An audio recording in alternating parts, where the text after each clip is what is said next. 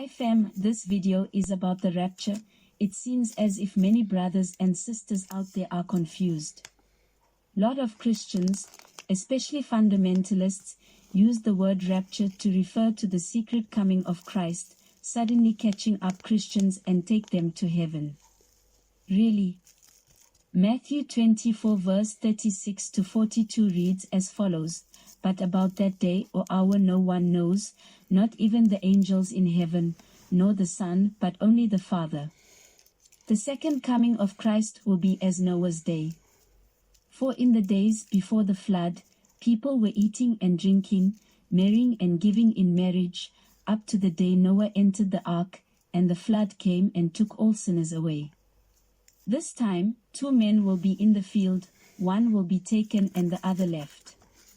2 women will be grinding with a hand mill, one will be taken and the other left. The truth is, the people who were taken away in Noah's time were sinners. The flood carried them away and they died, while Noah and his family were left behind saved in the Arkansas. That is why, my friend, you wish not to be taken away.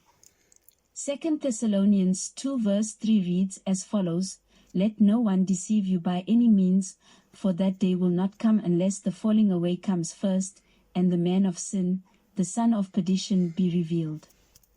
The Antichrist will perform miracles and cause fire to come down from heaven before the people. He will kill the 2 witnesses after they have completed their testimony of 3.5 years. The 2 witnesses are 2 group of repentant believers anointed and set apart from the world to preach the gospel of the kingdom to the people who are perishing. The 2 witnesses consist of Israelites and Gentiles who are granted in. They were given power to perform miracles and to shut down the heaven so it will not rain during their ministry. Revelation 11 verse 3 to 13 say, "I will appoint my 2 witnesses, and they will prophesy for 1260 days, clothed in sackcloth. They are the 2 olive trees and they stand before the Lord of the earth. If anyone tries to harm them, fire comes from their mouths and devours their enemies. This is how anyone who wants to harm them must die."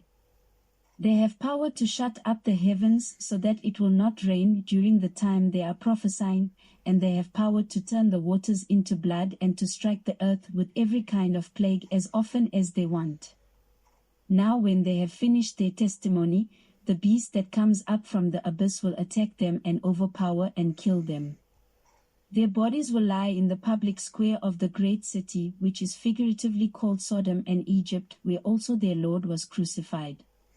For 3.5 days some from every people, tribe, language and nation will gaze on their bodies and refuse them burial. The inhabitants of the earth will gloat over them and will celebrate by sending each other gifts, because these 2 prophets had tormented those who live on the earth. But after the 3.5 days the breath of life from God entered them, and they stood on their feet, and terror struck those who saw them. Then they heard a loud voice from heaven saying to them, "Come up here." And they went up to heaven in a cloud, while their enemies looked on. At that very hour there was a severe earthquake and 1/10 of the city collapsed. 7,000 people were killed in the earthquake, and the survivors were terrified and gave glory to the God of heaven. 2 witnesses are considered saints, so why do you think that you will be raptured in secret while the saints are going through tribulations to the point of being killed by the Antichrist? When you read Revelation 11 verse 8 you will realize that the dead witnesses' bodies were lying in 3 places: Egypt, Sodom and Jerusalem, where our Savior was crucified. How can 2 people's bodies be in all this place and that they will preach the gospel to all the world and all nations? It is clear that the 2 witnesses are not 2 people but 2 groups of people from all over the earth. That is why they could preach the gospel of the kingdom written in Matthew 24 verse 14 that reads as follows, "This gospel of the kingdom will be preached in the whole world as a testimony to all nations, and then the end will come."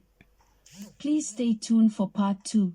You deserve to know why all your mainline churches are leading you into destructions. Meanwhile, prepare yourselves for the great tribulations, because you will go through it. This is what the Bible say, those who endure till the end will be saved. So, what do you think who should endure the most horrible distresses time ever since creation? Jacob's trouble is all about the persecution of Kafirs, the children of Jacob, which you are. Sinini will allow you to go through tribulations because you have rejected his law, polluted his Sabbaths, lusted after pagan sun gods, and joined yourselves in all the abominations, idolatry, ancestors' worship, Sodom and Gomorrah, allowed foreigners to practice their wickedness in his holy place. Hi fam, this video is about the rapture.